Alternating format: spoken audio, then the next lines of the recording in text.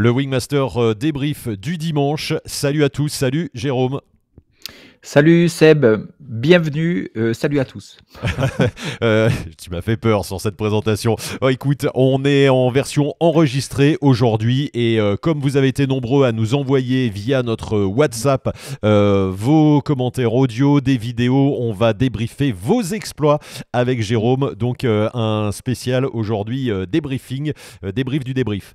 Mais avant de commencer, je vous rappelle que Wingmaster, vous le savez, vous regardez un contenu gratuit sur la chaîne YouTube, sur Facebook, sur Twitch, mais vous avez surtout la masterclass. Allez voir sur le site wingmaster.top, il y a une encyclopédie du parapente qu'on vous a préparée avec Jérôme, 21 épisodes, 11 heures de vidéos avec toutes les techniques du parapente. Jérôme, tu as voulu lister tout ce qui se faisait, comment on pilotait, comment toi tu pilotais, et tu montres vraiment comment tu voles, hein. Donc il y a plein de tips, plein de trucs, plein d'astuces utilisés par un pro, j'allais dire. Exactement, l'idée c'était de partir vraiment du dépliage de la voile, comment on fait un vol complet avec du thermique, des descentes rapides et tout ça filmé en l'air, comment je décolle vent nul, comment je décolle face à la voile. Donc c'est une grosse banque de données techniques et surtout visuelles en fait. Allez voir sur le site wingmaster.top, vous avez un épisode gratuit, vous avez toutes les infos. Ça soutient cette chaîne aussi parce que grâce cette masterclass, eh bien, on vous offre également cette chaîne sur YouTube qui est un complément. Là, on fait beaucoup de talk, mais sur le Wingmaster, le point top sur le site, vous allez voir, c'est essentiellement de la vidéo jusqu'à 8 caméras en vol. Donc allez-y, n'hésitez pas. Allez, trêve de blabla, Jérôme, parlons de...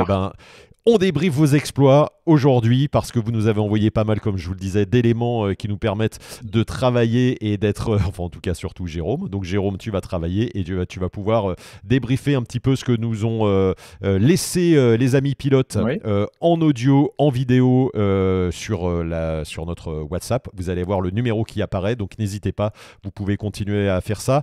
Jérôme ne peut pas vous répondre en live, vous imaginez si tout le monde fait ça au quotidien. Donc du coup, on le fait en version comme ça, une fois qu'on a récupéré pas mal d'éléments, eh bien on fera ça régulièrement. Jérôme, je te propose tout de suite un petit audio. Ouais. Tu vas avoir plus d'infos et on écoute et puis tu vas pouvoir répondre ensuite. Donc voici un message qui t'était Alors, je adressé. viens de faire un vol à Sospel, c'est dans le 06, c'est l'arrière-pays de Menton. Voilà, c'est les Alpes du Sud, c'est relativement actif toute l'année. Ce matin, une masse d'air stable, avec quoi qu'il en soit toujours un peu d'activité, hein. Alors, des entrées maritimes qui décalaient la brise du déco habituellement de environ 30%. Voilà, donc c'était un déco un petit peu travers. Donc j'ai passé 15 minutes à m'entraîner pour bien gérer C'est bien ça de s'entraîner. le fait de m'aligner à la brise et puis ensuite de me remettre dans le sens du décollage. Voilà, j'ai fait donc une quinzaine de gonflages. Et après avoir décollé, j'ai découvert que j'avais une clé dans mon suspentage entre le frein et le groupe d'élévateurs C, parce que j'ai une Gradient Bright 4 à 4 groupes d'élévateurs, et qui freinait donc mon bord de fuite environ 40%. Donc ce qui m'obligeait à avoir un frein permanent sur le côté gauche. Alors bon, ça c'est la première question. Que faire quand on découvre qu'on a une clé et comment s'en prémunir? Parce que j'ai fait donc mes 15 gonflages sans problème, mon suspentage était bien. Et malheureusement, sur ce déco, il y a des petites herbes, il y a des choses comme ça, il n'y a pas de pelouse synthétique. Et j'ai décollé, et sur ce gonflage-là, erreur, j'ai pas vu que j'avais une brindille. Alors enfin, mon choix a été de ne plus agir sur le bord de fuite du tout, pour éviter justement de me rapprocher du décrochage, et de piloter à la sellette, en faisant les oreilles, sans accélérateur, pour pouvoir justement stabiliser l'ensemble qui était globalement instable à cause des petites bulles printanières. Ma voile était très instable en tangage, beaucoup, et aussi en lacet, en roulis dans tous les sens. Et voilà, ça a été mon choix. Voilà, une classique, j'allais dire Jérôme, hein, cette situation qu'a connue Rémi Ouais. là. Alors le truc qui est, on va repartir chronologiquement, donc c'est super de faire du gonflage si le terrain de décollage le permet, c'est-à-dire s'il est assez plat. Et si le vent est pas trop fort, s'il y a de la place, donc il s'est entraîné, c'était super. Donc ce que tu peux faire, Rémi, je pense à un truc parce que tu demandes qu'est-ce que je peux faire pour éviter ça pour décoller. alors que tu as eu la possibilité, tu l'as fait des gonflages, c'était sur quoi tu portes l'attention quand tu fais ton gonflage, et ben peut-être de prendre l'habitude de porter l'attention sur ton suspentage et justement voir s'il n'y a pas des brindilles, etc. Donc prendre l'habitude de faire ça pour que quand tu vas faire ton gonflage qui va lui te permettre de décoller, puis quand tu auras décidé ce moment-là, et ben, pendant le gonflage, de vérifier qu'il n'y ait pas, parce que là tu parlais de clé, mais ça serait plutôt une brindille ou une petite branche qui va coincer ton suspentage et là qu'il y avait de l'action sur le bord de fuite. Donc ça, c'est le premier truc. T'entraîner au gonflage à aussi regarder à regarder ton suspentage complètement. Ensuite, quand tu es en l'air, c'est sûr que 40% de freinage, c'est énorme, hein, donc tu es obligé, d'en tenir compte parce que ta trajectoire est déviée. Donc là, à partir de ce moment-là, quand tu t'en rends compte, tu as plusieurs trucs que tu peux faire qui sont directement liés à différents facteurs personnels qui sont ton expérience. Les facteurs extérieurs, ça va être la topographie, l'aérologie, est-ce que tu as de la place, la finesse pour aller au terrain et tout. Donc le premier truc, c'est est-ce que la voile est pilotable avec ce truc-là? C'est-à-dire, est-ce que tu peux aller où tu veux? Le but, c'est pas que ce soit très facile, mais est-ce qu'un contre-sellette, ça marche? Est-ce qu'un contre-frein, ça marche? Tu peux te diriger et tu décides d'aller poser ou au moins de faire la ligne droite que tu veux.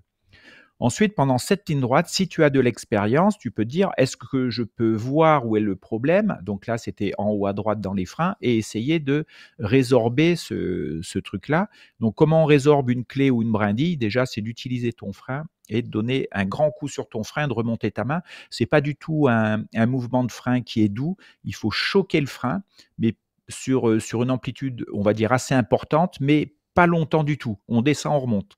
Et ça va donner des à-coups sur ta patte de frein et ça peut, en plus dans le sud, on a souvent des brindilles qui seraient plutôt sèches, donc qui peuvent casser. Donc ça pourrait résorber le truc, quoi. Alors qu'à La Réunion, on a de la traînasse, par exemple, c'est plein de trucs comme ça qui traînent par terre et c'est tellement mou que ça ne casse pas. Ça passe pas. J'ai Parce que une là, quand mauvaise tu tires, tu vas expérience casser une branche. Tu peux casser la brindille et tout, ou essayer de faire sauter ou arranger le truc. Si ça marche pas, eh ben, on continue sa ligne droite avec l'objectif de piloter sa voile. Si par exemple la voile se met à tourner du côté où il y a la brindille et que l'arrêt de la rotation n'est pas possible, parce que on ne peut pas l'arrêter et si on essaye de l'arrêter au frein, on va décrocher du côté où on freine. Donc là, on va rentrer dans une spirale côté brindille, côté cravaté, qui risque de ne pas s'arrêter toute seule ou qu'on ne pourra pas arrêter. Donc là, il faut penser secours, parce que le risque, c'est que ça se mette à accélérer en fait, et donc que l'arrêt soit encore plus compliqué. Si on a plus d'expérience, on peut, avec de la hauteur, envisager par exemple un décrochage complet ou un décrochage que du côté cravaté où il y a la brindille, ou pas cravaté, mais côté où il y a la clé, etc. C'est-à-dire être plus violent, plus brutal et aller jusqu'au point de décrochage sur le côté où il y a la brindille pour voir si ce truc plus tonique, en fait, avec plus d'amplitude, fait sauter le problème. Voilà. Donc, mais ça, il faut un peu plus d'expérience. Merci Jérôme. Et donc qu'il ait agi et qu'il ait fait des oreilles pour alors après, c'était une solution. oui, non. Alors des fois, en réponse très courte, vas-y.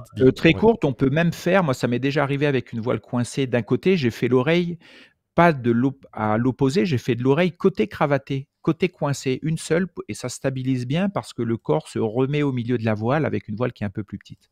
Voilà. Donc, tu as géré au mieux par rapport à ton expérience et le terrain. Donc, c'est bien. Excellent, merci. En tout cas, les détails étaient très précis sur l'audio, c'est chouette. Tu as pu bien décrypter ça, Jérôme. Allez, on continue dans le décryptage. On a pas mal de vidéos et donc on va essayer de faire court, mais il y a des choses plus ou moins longues, tu verras dans ce que tu as à dire. Barnabé Boulin, que l'on voit souvent dans les lives, nous a envoyé une petite vidéo. Là, il filme un écran et donc il vole et il va se passer quelque chose. Là, il est en l'air, donc il a une fermeture à gauche, fermeture asymétrique, regardez, et ça part en rotation assez rapidement à gauche. Et là, hop, il tire le secours. Et ensuite, il finit sous son secours, dans la pampa, là, dans un buisson, Espagne. en Espagne et il se fait, voilà, il arrive, il est un peu en effet miroir, c'est peut-être que ça accélère un peu son arrivée et il se fait mal, je crois, au pied ou à la jambe, mais bon, Ouais. tout va bien pour le moment. Et là, je crois qu'il va filmer. Je te Oui, regarde. c'est Alors, on toujours. a de l'extérieur, on l'a Ouais. en version vue de l'extérieur que je te montre ici. Voilà, le Ok, secours voilà, qui ça c'est s'ouvre. filmé peut-être du déco. On voit bien, il est sous le parachute blanc carré. Il y a de la dérive, hein. Vous avez vu qu'il y a de la brise, donc c'est pour ça que ça l'emmène, qu'il a un déplacement Ça descend vite. non Hein. négligeable. Ça descend assez vite, peut-être avec l'effet miroir. Je te remets la Et vidéo donc pour que là, tu voilà. l'analyses. Et donc là, c'est pareil. La question, c'est est-ce qu'il a bien fait ou pas? Il n'y a pas vraiment à juger de ça, hein. On fait avec son expérience, mais ce qu'on remarque, c'est que c'est une fermeture un petit peu assez profonde, mais d'environ un petit peu moins de 50%. Mais comme il y a du tangage, ça se met à tourner tout de suite à gauche. Ce qui se passe, c'est qu'à partir de là, à partir d'un demi-tour, il a l'air de décider de faire tout de suite. Alors là, on voit qu'il freine à droite. Il freine à droite pour arrêter. Peut-être que ça ne s'arrête pas assez vite pour lui. Là, on voit qu'il vient de lâcher sa commande parce il a décidé de faire ce cours très tôt, à peu près à un demi-tour, trois quarts de tour. Donc, on voit qu'il est assez bas aussi par rapport du relief. Donc, le choix est bon. Il n'y a pas à juger là-dessus. La question, c'est avec l'expérience, est-ce que ça peut s'arrêter? Alors, je pense que ça peut s'arrêter, mais il faut mettre plus de frein à droite parce que quand ça se met à tourner vite, la commande extérieure devient plus physique quand on est en spirale, etc. Et si on trouve que ça ne s'arrête pas assez rapidement, s'il faut descendre la main un peu plus bas, ça peut perturber parce que c'est très nouveau, en fait, la sensation qu'on a, commande extérieure physique, plus la rotation, la perte des repères. Donc, on va dire que son choix était déjà, il l'a décidé. Une fois qu'il a décidé, ça a été très vite et ça a marché. Donc, son choix est bon. Et la question à savoir si ça s'arrêtait ou pas la commande, je pense que oui. Voilà. Merci Jérôme. Et la fermeture, on n'a pas. Bon, on peut en reparler de Alors, l'anticipation éventuelle qu'il aurait fallu alors, avoir pour éviter anticipation, la c'est qu'on ne sait fermeture. pas, voilà, dans quelle aérologie il vole, si c'est très turbulent, ce qu'il était en train de faire, etc. Voilà, nous, on part juste du moment où il y a la fermeture et ce qui se passe derrière. On voit que il y a du tangage. Par contre, on peut avoir des fermetures sans que la voile plonge vers l'avant. Là, ça plonge vers l'avant et ça se met à tourner assez vite, quoi. Donc, il faut agir vite, ce qu'il a fait, ouais. En tout cas, Barnabé s'en est bien sorti Oui. et il nous suit dans les lives et on lui souhaite un bon rétablissement. Il nous disait récemment qu'il lui restait moins de 3 semaines. Voilà, sur Tant mieux. sur ce qui s'est fait et pas trop grave, pas trop de bobos, heureusement. Après, il faudra savoir si son état d'esprit est bien, s'il est serein avec ça, voilà. On pourra en reparler. Effectivement, la Oui. remise en vol, après, c'est autre chose. On pourra reparler Exactement. aussi de ça une fois que c'est vrai qu'on avait déjà fait Après un incident et tout, voilà, voilà. qu'est-ce qu'on fait après un incident? C'est une bonne Parce qu'on thématique. parle souvent Merci. technique, tactique, Ouais, physique, c'est mais ça. pas de la tête, quoi. Pas ce qui se passe après. Allez, Julien Soyer qui nous envoie souvent des petits dons, des petits mots, etc. sur les lives. T'as envoyé une petite série de décollages que tu vas pouvoir commenter. Voilà, donc ça se passe dans la Drôme, à Cédron. Donc ça, c'est le décollage de BRJS côté nord. Et il nous envoie plusieurs décollages sur 2 décollages différents. Donc ça, on voit, hein, c'est une belle pente raide et tout. Donc c'est des super endroits pour Là, c'était décoller. plutôt pas mal. Oui, là, Déco. c'était plutôt pas mal et on va voir que j'avais une petite remarque à faire sur le premier, mais on la fait pas, on va la faire ici. Donc là, il y a un petit peu de brise, il est sur Buc face S, donc plutôt fin de matinée. Et il gonfle face voile parce qu'il y a un petit peu d'air. Et là, vous allez être attentif à quel moment il se retourne, comment monte sa voile et s'il applique du frein ou pas pour le contrôle de la voile, en fait, et la conséquence que ça a. Donc, regardez bien ce que fait sa voile après le retournement. Donc là, sa voile gonfle tranquillement. Il lâche, il se retourne et il met du frein. Et regardez la voile. Elle vole pas bien, la voile. Elle est en train de retomber doucement, mais comme il y a de la pente, du vent, et que la voile, elle est un petit peu autodémerdante, elle va finir toute seule par arriver en haut. Voilà, là, c'est pareil, un décollage d'eau voile. Donc, ça se voit un petit peu moins parce qu'il y a de la pente et puis qu'il se met à cavaler et tout. Donc là, ça va. Donc là, ça va. Toi, ce que tu dis, en fait, pour donner déjà la réponse, c'est qu'il met que du frein un peu là, trop tôt, quoi. Trop fort. Il monte pas sa voile assez longtemps, en fait. Il lâche les avants un petit peu trop tôt. Et si en plus il met du frein, ça va accentuer le fait qu'il lâche les avants trop tôt. Et là, on va le revoir. C'est un peu plus marqué sur ce décollage-là. Une petite préparation. Un petit peu de vent Et après, travers. on donnera voilà, quelques pistes d'entraînement justement par rapport à ça. Allez, je te la mets presque image Donc par là, image. voilà, il gonfle la voile, il se déplace vers elle. il se retourne, il met beaucoup de frein. Et là, regardez la voile, elle est en train de décrocher à droite, elle décroche, alors il remonte les mains, il pilote, et elle finit par repasser au-dessus de lui, et cetera. Donc on voit que sur tous ces décollages, il y a cette petite tendance à ne pas monter la voile jusqu'en haut et donc ça, c'est un premier point. Après quand il se retourne, la question c'est pour le contrôle de voile, quel freinage il faut faire? C'est-à-dire en vitesse et en amplitude. Et le freinage de contrôle quand on s'est retourné, de réception de la voile, il est directement lié à la vitesse de montée de la voile. C'est-à-dire si la voile monte très lentement, le freinage qu'il y a à faire après retournement peut être très très doux et de très faible amplitude. Alors que là, il fait le même type de freinage après le retournement, quelle que soit la montée de la voile. Et comme la voile monte très lentement, le freinage qu'il a après le retournement a tendance à faire retomber la voile. Donc les deux trucs à travailler, c'est monter ta voile vraiment jusqu'en haut, te retourner et suivant la montée de la voile, appliquer un freinage en lien avec la montée de la voile. Et là, comme ça monte doucement, un frein très doux, pas d'amplitude, et si elle monte plus vite, un frein plus profond, plus rapide.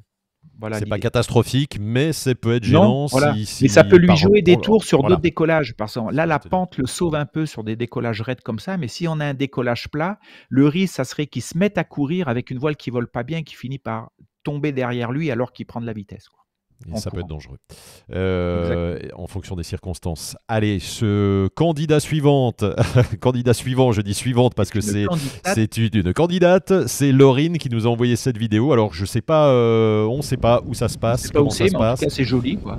Voilà. Il y a du vent, il y a... Ah, c'est pas reparti à zéro. Laurine. Alors attends, faut que je te mette la vidéo depuis le début. Voilà, on a Laurine Laurine. qui se prépare.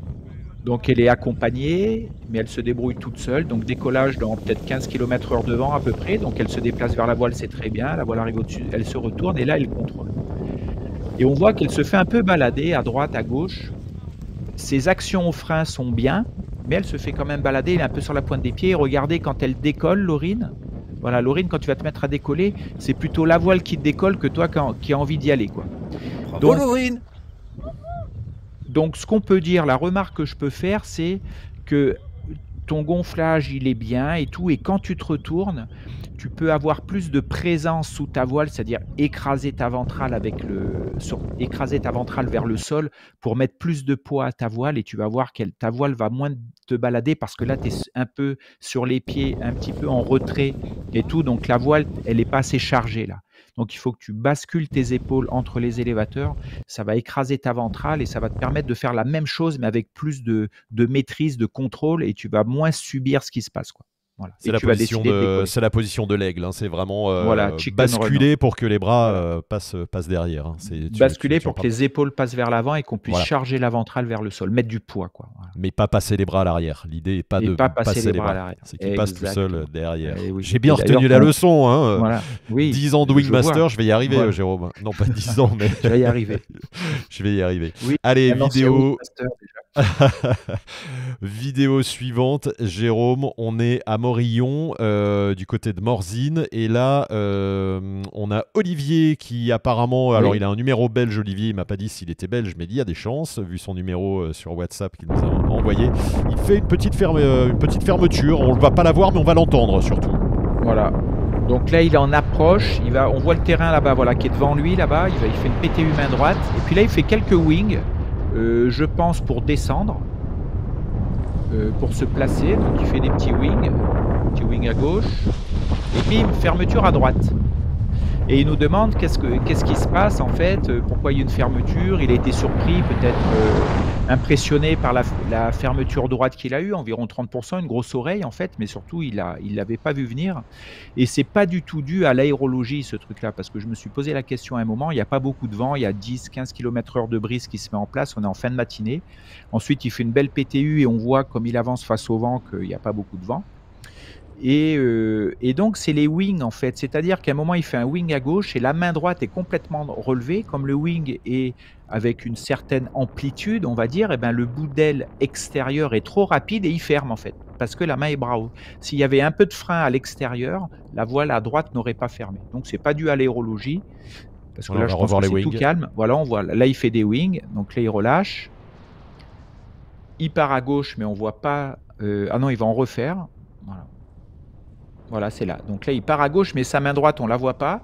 ça part assez bien, et bim, là à droite ça va, et je crois que c'est celui-là, ouais. Voilà, il part à droite, il y a plus d'amplitude. Non, on l'a eu juste avant. On l'a eu juste avant. Ah, on l'a eu C'était bien juste celle que avant, tu. voilà. Voilà, Donc je c'est bien pense que celle c'est tu. lié au, C'est là. au wing où il n'y a pas de frein extérieur en fait, qui fait que la voile, voilà, ferme là en survitesse le bout d'extérieur droit. Donc l'idée, c'est quand on fait les wings comme ça, la question, c'était comment ça se fait que tu avais besoin de faire des wings là? Est-ce que tu pouvais pas faire une PTU plus large en fait pour tenir compte du fait que tu as un peu plus de hauteur au départ de ta PTU? Et si tu fais des wings, voilà, porte l'attention sur est-ce que ta main extérieure est bras haut avec l'amplitude qu'il y a, quoi. C'est peut-être pas le bon plan, il faut avoir de la main extérieure pour éviter les fermetures extérieures en survitesse. Les wings, c'est peut-être juste aussi Ce qui est pour classique, s'amuser, hein, voilà. pour s'amuser en approche, Tout à voilà, fait. pour se faire plaisir, Voilà. mais voilà, bien savoir les maîtriser, c'est important, quoi. Allez, Jérôme, on termine une vidéo que tu as retrouvée sur YouTube de Eric Desmarais, et tu vas nous expliquer le contexte et ce qui se passe. C'est parti. Alors c'est une vidéo que beaucoup de gens ont vue, hein, il a passé ça il y a un mois ou deux. Donc il se balade à Chambéry entre le Revard et le Nivolé, puis à un moment il dit qu'il en a marre, que c'est un petit peu turbulent, donc il veut rentrer, et il rentre, mais il continue quand même un petit peu son cross pour aller à la Croix du Nivolé, et là il dit qu'il va rentrer au terrain d'atterrissage, il est en radio, et donc il faut qu'il passe la crête qui est devant lui, là vous voyez, il a décollé de là, et donc la brise vient, alors là on dit il est sous le vent de la crête, donc il veut passer cette crête, on voit qu'il utilise l'accélérateur, et à un moment il se met à faire des 3-6, donc je ne sais pas comment ça se fait, je lui ai posé des questions, mais on n'a pas pu, on n'a pas été en contact au bon moment, il voulait me donner les réponses, et ensuite, comme il voit qu'il passe pas la crête, et ben il part à gauche, et là, il va toujours pas la passer parce qu'il est sous le vent de la crête, et il finit dans les arbres là, qui sont juste devant lui, simplement parce qu'il est sous le vent. La voile, ça commence à être turbulent là, parce que la crête de Vérel, elle est assez raide, donc là, il est vraiment derrière. Il y a peut-être facilement 15 km/h de l'autre côté, donc voilà, ça bouge dans tous les sens, et puis il finit dans les arbres. Voilà, donc je crois que ça se passe bien, il en discute, il a posté cette vidéo, les gens ont regardé, il y a eu plein de Juillet milliers de 2021, commentaires, je oui. crois. Voilà, juillet 2021. Et donc l'idée, moi, les questions que je voulais lui poser, c'est que quand il décide de rentrer la première fois, là, je pense qu'il est à assez de hauteur, parce qu'il est sur les crêtes supérieures pour passer la crête du bas. L'idée, c'est quelle direction il prend. Donc là, il a vraiment pris une direction face au vent. Donc la première, celle-là. Donc c'est vraiment, comme il est face au vent, voilà, celle-là, il est vraiment face au vent, face au nord. Est-ce que c'est judicieux? Il n'a pas la meilleure finesse sol. Est-ce qu'il n'était pas préférable de partir un peu plus sur la gauche pour être perpendiculaire et avoir une meilleure finesse sol? Donc il se met à accélérer, c'est bien, mais il voit un moment qu'il passe pas. Donc là, il pourrait partir à gauche en fait pour raccourcir son truc. Et là, il se met à faire des 3-6. J'ai pas compris pourquoi. Ça, c'est le premier truc. Donc il continue à être sous le vent de la crête. Donc en faisant des 3-6, il va descendre. Donc il y a peu de chances qu'il puisse la passer en fait, puisqu'il avait déjà du mal. Et en faisant des 3-6, ça va être fini. Il pourra plus passer. Donc à partir de là, il peut y avoir un plan B en fait. C'est de poser sur le plateau. Au lieu de vouloir forcer cette crête à passer sous le vent, et plus on va descendre, plus on va être sous le vent, plus ça va être turbulent, et plus le passage va être très aléatoire. Le plan B, c'était de prendre des champs qui sont sur sa gauche, en fait, un peu plus loin de la crête derrière, et essayer de ne plus insister pour passer, mais de dire, OK, ça passe pas, je bascule sur un plan B, sur un autre plan de vol, en fait. Voilà. C'est ces questions que je voulais lui poser. Pas évident, effectivement, voilà, de comprendre les choix des pilotes, voilà. peut-être Et le puis, stress aussi, ouais. hein, le choix, Alors, voilà, le parce qu'il dit stress, qu'il est c'est surtout stressé. qu'il est stressé dans le sens où avant, c'est-à-dire facilement 20 minutes avant, il disait que c'était trop fort, etc., qu'il voulait rentrer déjà. Et peut-être qu'à ce moment-là, il aurait pu aller directement à latéraux, mais je pense peut-être comme ça marchait bien, l'aérologie était généreuse, il a rallongé son parcours vers la Croix du Nivolé. Peut-être que là, il s'est pas écouté en fait. Il a voulu rallonger son parcours parce que ça marchait bien, alors qu'il avait déjà dit que c'était fort et qu'il voulait aller poser. Donc il a changé de plan. Je sais pas. La question, ça serait qui s'interroge comment ça se fait qu'il a changé de plan au départ. Il était peut-être juste son plan. Et puis voilà quoi. Et puis oui, il y avait aussi un autre truc qui m'a, interpellé, c'est au décollage. Il disait déjà des mots du style en discours interne, il le verbalisait, que le décollage était technique, peut-être ça allait être fort, c'est un décollage compliqué. Donc il y avait déjà peut-être un état d'esprit, on va dire, attentif, mais je ne sais pas comment dire, peut-être un petit peu avec un peu d'appréhension. Voilà, je ne sais pas. Ça, Hmm. c'est une hypothèse, il faudrait la vérifier. Voilà, bon, j'espère. Bah, s'il nous voit, s'il veut recontacter, nous Bah voilà, il recontacter dans les n'hésite pas sur le commentaires, nous donner WhatsApp, des infos. commentaire. Si vous le connaissez, n'hésitez pas à lui dire qu'on a débriefé un petit peu son vol Mmh. avec Jérôme et on peut en reparler tranquillement et Bien avec sûr. plaisir. Merci Jérôme pour tous ces débriefs. Si vous-même, voilà, vous avez vu, on Mmh. peut faire ça avec Jérôme de temps en temps. Envoyez-nous vos vidéos. Jérôme fait une analyse, voilà, tout en douceur. Hein. Il y a pas de quoi Tout se à fait, ouais. violenter et se faire du mal. C'est très serein et tout en Serein, il y a empathie. pas de Voilà. jugement, Il y a voilà, le but c'est pas de exactement. Donc, critiquer, mais d'essayer de comprendre ce qui s'est passé, ouais. ça permet aux autres pilotes de voir aussi Oui, comment vous volez et ce qu'on peut améliorer pour chacun, pour la sécurité des vols. C'est ça l'idée. Merci de nous avoir suivis pour ce débrief enregistré. La prochaine fois, on sera ou en enregistrement ou en live. Ça sera la mmh, surprise. Je vous laisse avec une petite image. Regarde, Rémi tout à l'heure nous a laissé un petit audio et il excellent. nous a Une fait... aquarelle. Voilà, il fait également des belles aquarelles. Il nous dit une petite aquarelle réalisée ce soir, donc c'était dimanche dernier en écoutant le débrief du dimanche. Merci pour Voilà. votre travail, vous êtes géniaux Comme et il faisait pas inspirants. très beau, voilà, Voilà, il l'aquarelle était bien. représente Bandipur, un site de vol au Népal où j'ai eu la chance de voler il y a 3 semaines. À bientôt et merci Rémi. Rémi, Excellent. merci beaucoup, merci à tous de nous avoir suivis et on est très content que vous soyez tous là de votre fidélité. Ça nous encourage à continuer. Merci à tous, bonne soirée, à très bientôt. Ciao.